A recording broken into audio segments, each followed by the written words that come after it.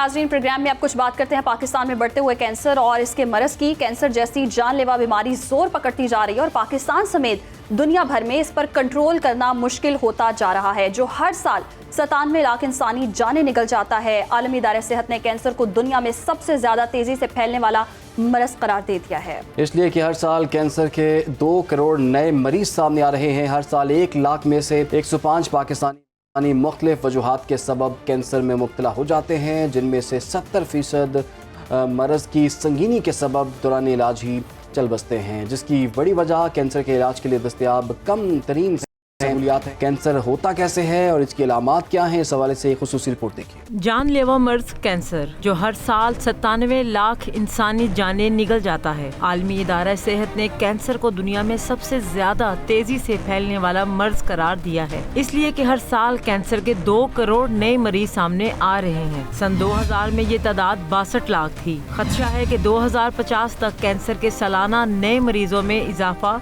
77% तक हो जाएगा। आलमी सतह पर हर 9 मर्दों में से 1 कैंसर में मुब्तला है, जबकि औरतों में ये शरह 1:12 के है। 2022 में WHO की गई एक तहकीक के दौरान दुनिया के 185 मुल्कों में कैंसर की 36 मुख्तलिफ इकसाम का जायजा लिया गया। आलमी सतह पर कैंसर के मरीजों में से 2/3 फेफड़ों, छाती और आंतों के सरतान में मुब्तला है। फेफड़ों के कैंसर में मुब्तला 25 लाख, ब्रेस्ट कैंसर के 23 लाख और आंतों के सरतान में मुब्तला 19 लाख मरीज रजिस्टर्ड हैं, जबकि 157 मुल्कों की खवातीन में छाती के कैंसर का फैलाव आम है। तहकीक में बताया गया कि खवातीन मरीजों में सबसे ज्यादा अमवात ब्रेस्ट कैंसर की वजह से होती हैं। मर्दों में लंग्स यानी फेफड़ों के सरतान में मुब्तला मरीज अक्सर जान की बाजी हार जाते हैं। पाकिस्तान में हर साल कैंसर के 2 लाख नए मरीज सामने आते हैं। कैंसर के सबब 1,20,000 पाकिस्तानी हर साल मौत के मुंह में चले जाते हैं। नेशनल इंस्टीट्यूट ऑफ हेल्थ की एक रिपोर्ट में इंकिशाफ किया गया कि पाकिस्तान में मर्दों की निस्बत खवातीन में कैंसर के फैलाव की शरह ज्यादा है। सिर्फ छाती के कैंसर में मुब्तला खवातीन मरीजों की तादाद 38% है, जबकि मर्दों में मुंह का सरतान सबसे आम है। मुल्क में जंक फूड के बढ़ते रुझान के सबब नौजवानों की बड़ी तादाद आंतों के कैंसर में मुब्तला हो रही है। और इसी मामले पर बात करने के लिए हमारे साथ मौजूद हैं डॉक्टर फैसल सुल्तान साहब। डॉक्टर साहब, आपके वक्त का बहुत शुक्रिया। डॉक्टर साहब बताइएगा, पाकिस्तान में भी इसकी रेशो वक्त गुजरने के साथ साथ बहुत बढ़ती जा रही है। इसको कंट्रोल करने के लिए रियासती सतह पर, हुकूमती सतह पर क्या इक़दाम करने चाहिए? जी अस्सलाम वालेकुम। पहले तो ये है कि जो इसके इजाफी नंबर्स हैं या जो बढ़ते हुए आदाद शुमार हैं, उसकी बहुत सी वजह जो है उसका ताल्लुक बेहतर डिटेक्शन से है। हमारे हेल्थ सिस्टम में स्कैन्स की और टेस्टों की दस्तयाबी बेहतर हो गई है ओवर टाइम। सो एक तो ये वजह है कि हम ज़्यादा इसको डिटेक्ट कर रहे हैं। दूसरी वजह यह है कि हमारी पॉपुलेशन भी एज कर रही है। हमारी औसत जो एवरेज पॉपुलेशन थी आज से 3 दहाइयाँ पहले, वो यंगर थी। सो जैसे जैसे दीगर बीमारियों बच के हमारी पॉपुलेशन बढ़ती है, एक सर्टेन उम्र तक आती है, तो भी ये कैंसर डिटेक्ट होते हैं। लेकिन अगर जो इसमें असल इंक्रीज है भी, और वो किन चीज़ों में है, उनके बारे में क्या किया जा सकता है। और सबसे पहली चीज़ ये है कि सबसे अहम जो एंटी कैंसर आइटम है, चीज़ है जिसको परसू किया जा सकता है, वो आगाही है, जो आपके प्रोग्राम के ज़रिए और इस आलमी दिन के ज़रिए हो रही है। दूसरी चीज़ जो है वो तंबाकू के इस्तेमाल के ऊपर पाबंदी, मुश्किलात, टैक्सेस, उसको सख्त करने की ज़रूरत है। सबसे अगर एक चीज़ हम चुन सकें तमाम कैंसर की कॉजेज़ में से, तो वो टोबैको प्रोडक्ट्स का यूज़ है, स्मोकिंग है और दीगर टोबैको प्रोडक्ट्स। तो एक तो ये चीज़ है। उसके अलावा मैं समझता हूँ कि एक फोकस कैंपेन की ज़रूरत है हेल्दी लाइफस्टाइल पे, और वो सिर्फ कैंसर को नहीं कम करेगा, वो दीगर बहुत सी बीमारियों में भी हमारी मदद करेगा। वो हेल्दी लाइफस्टाइल क्या है? एक्टिव रहना, दिन में कुछ ना कुछ दिन का कुछ हिस्सा सर्फ करना एक्टिविटी में, वॉकिंग में, चलने में, भागने दौड़ने में, स्पोर्ट्स में। और जो हम ग़िज़ा खा रहे हैं उसकी मिकदार में, तादाद में और उसकी कंपोजिशन में थोड़ी एहतियात चाहिए।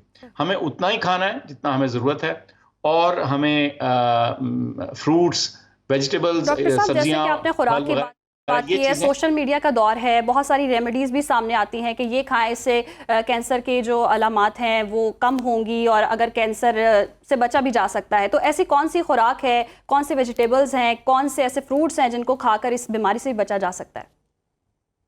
देखिए, हमारी जो खुराक है उसमें एक तनासुब होना चाहिए सब्जियों का और फलों का। और वो तमाम फ्रेश जो फल جو میسر ہیں, جو سیزنل پھل ہوتے ہیں, ان کو ایک مناسب مقدار میں کھایا جائے. اپنی خوراک میں فیٹس اور چکنائی کو نسبتاً کم کر کے اس کی جگہ ہم اگر سبزیاں ان کا استعمال زیادہ کر لیں تو وہ ہمارے لیے بہتر ہے.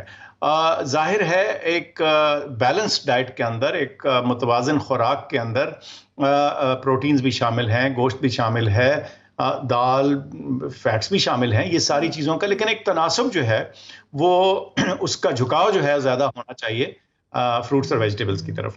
تو اس میں سوشل میڈیا کے دور میں انفارچونیٹلی مسئلہ یہ ہے کہ غلط اور صحیح دونوں انفارمیشن کے بارے میں تفریق کرنا اکثر لوگوں کے لیے ناممکن ہوتا چلا جا رہا ہے. تو مستند سورسز کی ویب سائٹس کو جا کے دیکھیں یا مستند ڈاکٹروں سے رابطہ کریں, وہ آپ کو بتا سکتے ہیں. لیکن میں سمجھتا ہوں اس چیز کے لیے ڈاکٹر سے کیا پوچھنا, سوشل میڈیا اور ویب سائٹس میں بہت سی اویلیبل کینسر کی جو آرگنائزیشن سوسائٹیز ہیں جن کا نام ہے, انہوں نے بے انتہا ڈیٹیل میں یہ ساری چیزیں لکھ رکھی ہیں, ادھر سے دیکھیں. اچھا ڈاکٹر صاحب, پاکستان میں اس کی کیا سہولیات میسر ہیں؟ اسپتال چونکہ آپ کو پتہ ہے کہ اتنے زیادہ ہاسپٹلس بھی نہیں ہیں. ایک لاہور میں بن رہا ہے جو کہ گورنمنٹ آف پنجاب بنا رہی ہے, ایک اور لاہور میں بھی ہے. تو آپ یہ مجھے بتائیے کہ گورنمنٹ لیول پر کیا کیا جا سکتا ہے اس کی سہولیات کے لیے کہ وہاں اس کا علاج ہو سکے بآسانی؟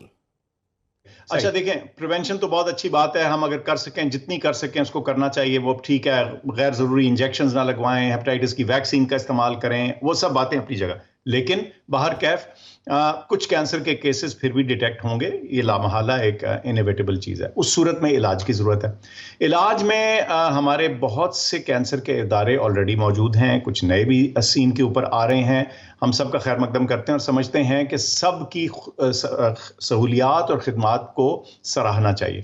اس میں چاہے سرکاری ادارے ہوں, غیر سرکاری ادارے ہوں, نجی ہوں, نان پروفٹس ہوں, پاکستان اٹامک انرجی کے کمیشن کے بہت سے اس طرح کے سینٹرز ہیں, سب مل جل کے اس میں اپنی ایفرٹ اور حصہ ڈال رہے ہیں. اور میں سمجھتا ہوں کہ جس چیز کی ضرورت ہے وہ یہ کہ ہماری جو مین پاور ہے, ہماری آنکالوجسٹ جو ہیں, ریڈیشن آنکالوجسٹ جو ہیں, سرجیکل آنکالوجسٹ جو ہیں, اس کے میں جو ڈائگنوسٹکس, ماڈرن ڈائگنوسٹکس چاہیے, اس کا بہت اہم حصہ ہے. ماڈرن ٹریٹمنٹ کی فیسلٹیز ریڈیشن کی چاہیے, اس میں بہت اہم ہمیں, یعنی سو ایک HR کا اسپیکٹ ہے. نرسنگ کیئر ان آنکالوجی جو ہے بہت اہم ہے. اور آخر میں آپ کو بتاؤں, جو دوائیں ہیں وہ اتنی مہنگی ہیں کیونکہ بیشتر اس میں سے امپورٹ ہوتی ہیں, اور جو ماڈرن ترین دوائیں ہیں, جو سیلولر تھراپیز ہیں, جو ٹارگیٹڈ تھراپیز ہیں, وہ زیادہ تر عام پاکستانی کی پہنچ سے باہر ہیں. اس کی ایسی امپورٹ جو افورڈ ہو سکے, اور لوکل مینوفیکچر. ڈاکٹر صاحب یہ بھی کائنڈلی بتا دیجیے گا کہ اس کی ابتدائی سمٹمز میں کیا کیا چیزیں ہیں, اور اگر کسی کو وہ سمٹمز ہوں تو وہ فوری طور پر ہسپتال سے رجوع کر سکتا ہے یا اپنے ڈاکٹر پہ جا سکتا ہے؟ دیکھیے کینسر کے نا, کیونکہ کینسر کئی 100 قسم کے ہیں اور جسم کے تقریباً ہر حصے میں کینسر ہو سکتا ہے, تو اس صورتحال میں کسی ایک علامت یا سمٹم کا ذکر کرنا ناممکن ہے. لیکن بخار کا لگاتار رہنا, وزن کم ہونا, جسم کے کسی حصے پہ پھوڑا ہونا, جسم کے کسی حصے سے لگاتار خون رواں رہنا بغیر کسی وجہ کے, یہ وہ علامات ہیں جس کو باہر کیف توجہ دینے کی ضرورت ہے, اور پھر ان کی ٹیسٹ اور انویسٹیگیشن ہو تاکہ پتہ چلے کہ اگر کینسر ہے یا نہیں, اور اگر ہے تو اس صورت میں اس کا کیا علاج ممکن ہے. بہت سے کینسر آج کل قابل علاج ہیں, اور اگر بر وقت دریافت ہوں تو بہت اچھا, بہتر اور کیور والی بات اس میں بھی حاصل ہو سکتی ہے. اچھا ڈاکٹر صاحب یہ کہیے گا, جیسے کہ آپ نے کہا کہ پاکستان میں بھی اب سہولیات موجود ہیں, کتنے فیصد بہترین سہولیات موجود ہیں کہ علاج ممکن ہو سکتا ہے؟ کیونکہ کہا یہ جاتا ہے کہ بہت مہنگا علاج ہے, اور خدا نہ خواستہ کینسر کا نام سن کے انسان کی آدھی جان تو نکل جاتی ہے, اور اگر کسی کو ہو جاتا ہے تو پھر کیسے ممکن ہے کہ پاکستان میں کم پیسوں میں علاج ہو سکے؟ اچھا دیکھیے, کینسر کا علاج اس لیے ایک بار تو تھوڑا سمجھنے کی ضرورت ہے, یہ مہنگا کیوں ہے, یہ مشکل کیوں ہے؟ کیونکہ کینسر کا علاج بہت سی دفعہ صرف دواؤں سے نہیں ہوتا, اس میں سرجری کی بھی ضرورت پڑتی ہے. صرف سرجری سے کئی دفعہ نہیں ہوتا, اس میں دواؤں کی ضرورت پڑتی ہے. کئی دفعہ ریڈیشن تھراپی کی ضرورت پڑتی ہے, کئی دفعہ امیونو تھراپی کی ضرورت پڑتی ہے. اور پھر ان ساری چیزوں کا جب علاج چل رہا ہوتا ہے تو مریض کمزور ہو جاتا ہے. اس کو سپورٹ کرنے کے لیے بہت سی supportive specialties, gastroenterology, pulmonary, infectious diseases, microbiology, nutrition, palliative care, خدا نہ خواستہ اگر کسی کا کینسر بڑھ جائے, یہ وہ تمام اسپیشلٹیز ہیں جو درکار ہیں. تو مہنگا وہ اس لیے پڑتا ہے. اب اس کو ہماری رسائی تک لانے کے لیے پہلے تو یہ ہے کہ یہ جو ساری ٹیکنالوجی ہے, چاہے وہ دوائیں ہیں, چاہے وہ ریڈیشن ہے, چاہے وہ ڈائگنوسٹک ہیں, ان کے زیادہ سے زیادہ حصے کمپوننٹس اس کے سٹیپس اگر پاکستان میں مینوفیکچر ہو جائیں یا بن جائیں. اب دیکھیں اس دن پاکستان کا پہلا وینٹیلیٹر لانچ ہوا ہے, تو یہ اتنا ایسی بات نہیں کہ نہیں ہو سکتی. ٹھیک ہے, یہ تھوڑی سی ذرا ایک مشکل راہ ہے, لیکن اس پہ ہم ایفرٹ کریں تو ہو سکتا ہے. دوسرا یہ کہ انٹل دیٹ ہیپن, ظاہر ہے وہ ایک دن میں تو نہیں ہو جائے گا, تو ہمیں اپنے مریضوں کو سرکاری, نجی اور نان پروفٹس چیریٹیبل آرگنائزیشنز کے ذریعے سپورٹ کی ضرورت ہے. اور اسی کے ذریعے ایک عام پاکستانی جو ہے وہ 10, 15, 20 لاکھ روپے کا جو ایک شخص کا کینسر کا علاج ہے وہ اتنا آسان نہیں. تو ہمیں عام آدمی کو ڈیفینیٹلی اس چیریٹیبل ہیلپ کی یا سرکار کے ذریعے اس ہیلپ کی بالکل ضرورت ہے, اور وہ بہت ویلکم ہے اس کام میں. ٹھیک ہے, بہت بہت شکریہ آپ کا ڈاکٹر فیصل سلطان صاحب ہمارے ساتھ. بڑا زبردست طریقے سے انہوں نے بتا بھی دیا کون سی سمٹمز ہوں تو آپ کو فوری طور پر اپنے ڈاکٹر سے رجوع کرنا چاہیے. اور سب سے امپورٹنٹ چیز جو انہوں نے بتائی ہے وہ ہے کہ آپ کا بیلنسڈ لائف سٹائل ہونا چاہیے, بیلنسڈ ڈائٹ آپ کی ہونی چاہیے. اپنا خیال آپ نے خود کرنا ہے, ریئیکٹیولی آپ نے اس چیز کو نہیں جانا بلکہ پرو ایکٹیولی, اس سے پہلے آپ نے اس کو بچانا ہے, خود کو بھی بچانا ہے, اپنے چاہنے والوں کو بھی بچانا ہے. اور اس کے ساتھ ساتھ انہوں نے بتایا کہ اس کا علاج چونکہ اس میں کافی چیزیں انوالو ہو جاتی ہیں تو کافی مہنگا بھی ہے, تو ہم نے کوشش یہی کرنی ہے کہ ہم نے اس علاج سے, اس بیماری سے بچنا کیسے